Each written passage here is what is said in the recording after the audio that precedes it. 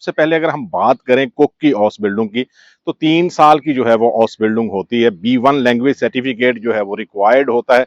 ये याद रहे कि कोई भी ऑसबिल्डिंग प्रोग्राम है यहाँ पे जर्मनी में, उसके लिए लैंग्वेज सर्टिफिकेट होना बहुत ज़रूरी है। अगर आपके पास लैंग्वेज सर्टिफिकेट नहीं है, तो आप किसी भी ऑसबिल्डिंग करने के लिए अप्लाई नहीं कर सकते।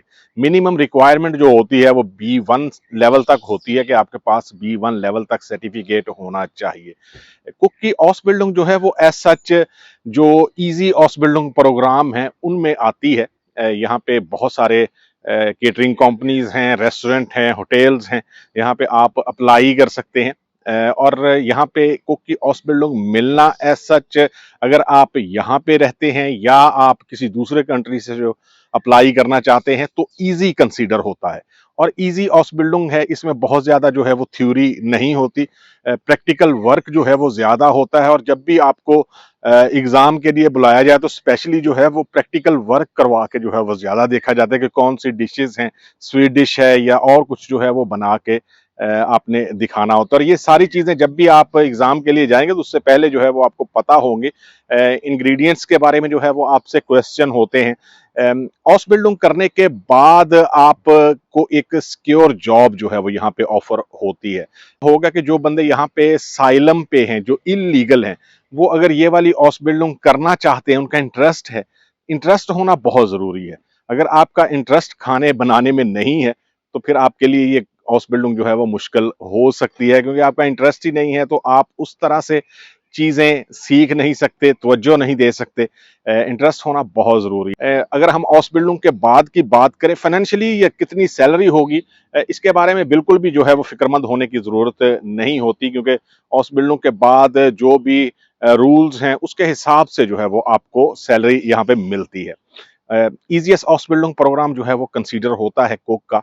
और जो लोग करना चाहते हैं साइलम पे, स्पेशली जो लोग यहाँ पे हैं या किसी दूसरे कंट्री से आना चाहते हैं, मैं हमेशा यही कहता हूँ कि सबसे पहला जो स्टेप होता है वो वहां से लैंग्वेज के बाद मूव करना होता है। अगर आप सेल्फ पे अप्लाई कर रहे हैं, आपको कोई हाउस बिल्डिंग नहीं मिल रही, किसी कंसल्टेंट के थ्रू जो है वो हाउस बिल्डिंग मिल रही है, तो तब भी जो है वो आपको जरूर पे करके यहाँ पे आना चाहिए। और ये आपके फ्यूचर के लिए, आपकी लाइफ के लिए जो है वो एक अच्छा फैसला जो है वो होगा।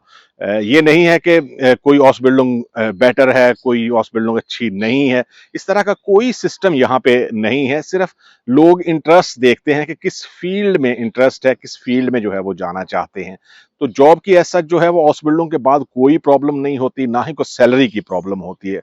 अब हम बात करते हैं जो ट्रक ड्राइवर की हाउस बिल्डिंग है, बेवकूफ क्राफ्ट फार जो हाउस बिल्डिंग है, बहुत सारे लोगों में मिसकंसेप्शन है कि वो हाउस बिल्डिंग करने के बाद ही जो है वो यहाँ पे ट्रक चला सकते हैं। डेफिनेटली जो लाइसेंस होता है उसको भी हाउस बिल्डिंग ही कंसीडर किया जाता है, लेकिन वो हाउस बिल्डिंग एज सच वैसी नहीं होती जैसी जो है वो एक प्रोफेशनल हाउस बिल्डिंग प्रोग्राम होता है, उस जुमरे में जो है वो आए। तो वुगूफ क्राफ्ट फारा हाउस बिल्डिंग अगर आपको मिलती है तो इसका मतलब हरगिज ये नहीं है कि आपने सिर्फ जो है वो ट्रक चलाना है। मैं बहुत सारी वीडियोस में बता चुका हूं कि अगर आपने सिर्फ ट्रक चलाना है यहाँ पे जर्मनी में आके, ये आपका पैशन है, आप सिर्फ जो है वो रोड्स पे या डिफरेंट कंट्रीज में जाना चाहते हैं, बाई रोड ट्रक चलाना चाहते हैं, पैसे कमाना चाहते हैं, तो उसके लिए हाउस बिल्डिंग करना जरूरी नहीं है। आपके पास ट्रक का लाइसेंस हो तो तब भी जो है वो आपको जॉब मिल सकती है। हाउस बिल्डिंग अगर आप कर रहे हैं ट्रक ड्राइवर की, तो उसके लिए जो है वो आप डेफिनेटली 3 साल की हाउस बिल्डिंग है। थ्योरी में बहुत सारी चीजें जो है वो आप पढ़ेंगे। और हाउस बिल्डिंग पास करने के बाद जरूरी नहीं है कि आप ट्रक चलाएं, आपको कंपनी में, ऑफिस में कोई ऐसा काम मिल सकता है, ऐसी रिस्पॉन्सिबिलिटी मिल सकती है कि आपको बाहर जाना ही ना पड़े। और बेटर ऑप्शन होती है कि इससे आपके तरक्की करने के चांसेस होते हैं। ट्रक ड्राइवर जो है वो एक तो आप लॉन्ग रूट पे जो है वो ट्रेवल करते हैं, आपके पास फैमिली के लिए कोई टाइम नहीं होता, आपके दोस्त नहीं होते, आप किसी रेस्ट एरिया में रुक के ब्रेक लेके या वहां पे सो के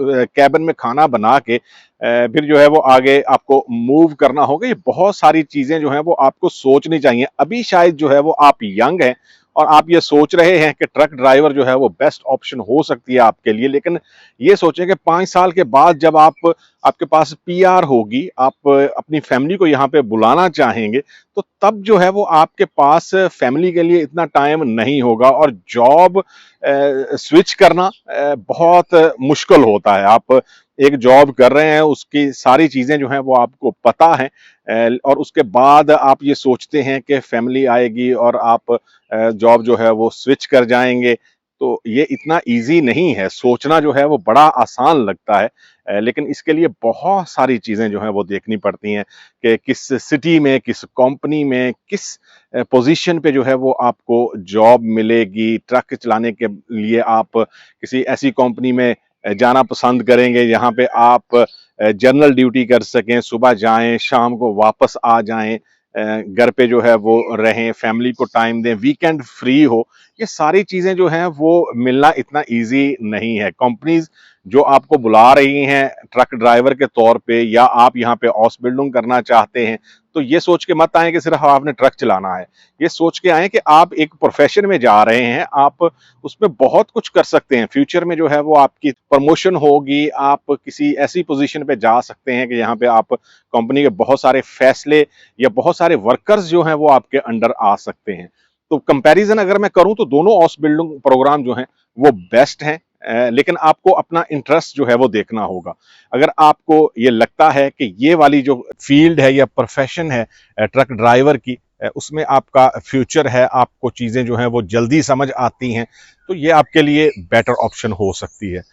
अगर आप ये समझते हैं कि आप किचन में काम कर सकते हैं पूरा साल, आप डिफरेंट खाने बना सकते हैं, आपको खाना बनाना जो है वो अच्छा लगता है, तो कुक की हाउस बिल्डिंग जो है वो बेस्ट है। ये याद रहे कि दोनों हाउस बिल्डिंग प्रोग्राम जो है वो ईजीएस्ट हाउस बिल्डिंग प्रोग्राम्स में आते हैं। लेकिन मेरी थ्योरी जो है वो ईजीएस्ट हाउस बिल्डिंग प्रोग्राम में थोड़ी सी डिफरेंट है।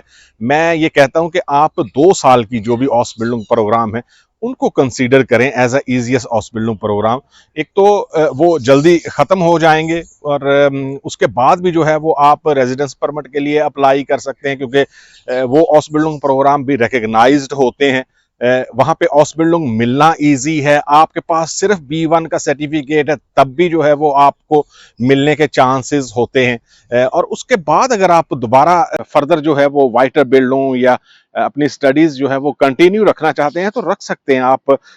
1 साल के बाद जो भी 2 साल के प्रोग्राम है उसके बाद 1 साल के प्रोग्राम करके तो आप स्पेशलिस्ट जो है वो बन सकते हैं, और उसके बाद अगर आप वाइटर बिल्डिंग जो है वो करना चाहते हैं, मास्टर जो है वो करना चाहते हैं, तो तब भी जो है वो आप कर सकते हैं। ऐसा उसमें कोई प्रॉब्लम नहीं होती। लेकिन सबसे पहला स्टेप लैंग्वेज के बाद जो है वहां से मूव होना है। अगर आप मूव नहीं होंगे तो तब तक जो है वो कुछ भी आपके लिए वर्क नहीं करेगा। तो उबर चलाता है बंदा, वो कितनी सैलरी जो है वो बना सकता है यहाँ पे जर्मनी में, या किसी बंदे के पास टीआरसी है किसी शेंजन कंट्री की और वो यहाँ पे कैसे जो है वो सेटल हो सकता है।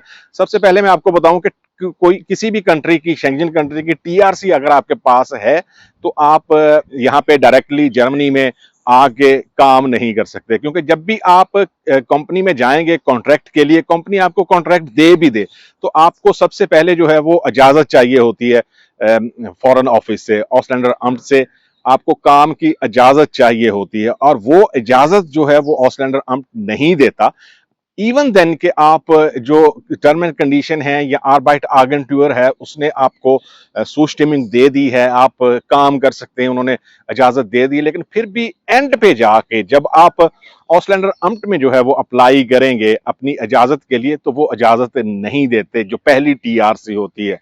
आपके पास किसी भी कंट्री की पीआर हो तब आप डायरेक्टली जो है वो यहाँ पे आके काम कर सकते हैं, और यहाँ पे इजाजत भी आपको मिल जाएगी। उबर अगर ड्राइवर बनना चाहते हैं आप, उबर ड्राइवर जो है वो उसके लिए आपको खुद की कंपनी रजिस्टर्ड करनी पड़ती है, और रजिस्टर्ड करने के बाद जो है वो आप खुद की टैक्सी या प्राइवेट जो भी आपकी गाड़ी है उसमें पैसेंजर शाइन करने के बाद आप उसको एज अ उबर जो है वो चला सकते हैं। उसकी इंश्योरेंस डिफरेंट होती है।